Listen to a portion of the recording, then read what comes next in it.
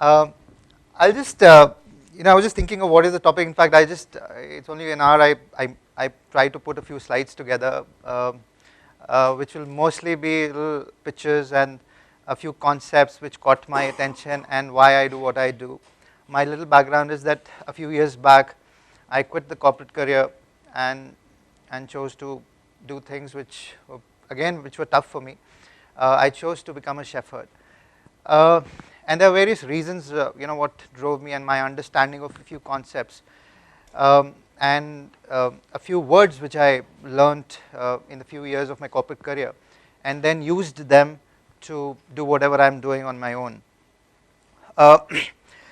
It's actually a story where, for some reasons, problems find me. It's been from, right from I was a kid. I don't know how I land up in such things, and finally, I'm totally lost, and then I try to find ways. Sometimes I do, sometimes I don't. I get lost. I'll take this forward, and a few concepts which I said, there are a few concepts which are embedded in my DNA now, because a few words and a few concepts which I feel were so powerful, and I could relate them with the place where I come from, Kashmir. Kashmir, for some reasons, has been a part of the growth story of India. For 20 years, we have been left behind. We were never part of the growth story of India. Sometimes we become part, and sometimes we are left behind, and for various reasons. And everyone around the world, and because of the media, the only part which is projected is the negative part of Kashmir, and we really don't see the positive side of Kashmir. I was in US a few years back, around 9/11 also, and because of my middle name, Muhammad, my full name is Babar Afzal.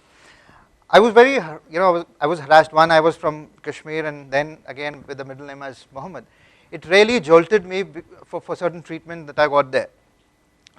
But when I look back, I feel that for various reasons, when you're in India as an Indian, the way you look at India is different. But when you're outside India, there are certain things that that you feel for India.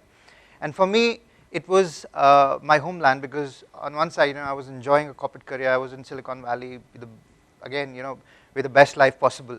But on the other side, there was a guilt, because back home, things were not so good.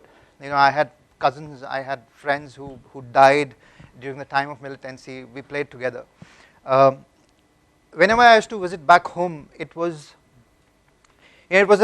something which I could not find my place, because on one side you're enjoying the best corporate career. You have the best food. You stay in the best places, best hotels.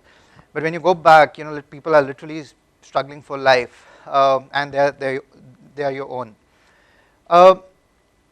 I tried to escape that a few times, but now I realize, for the random things which I did in my life, I tried a lot of fancy things. I got into entrepreneurship. I had a few ventures.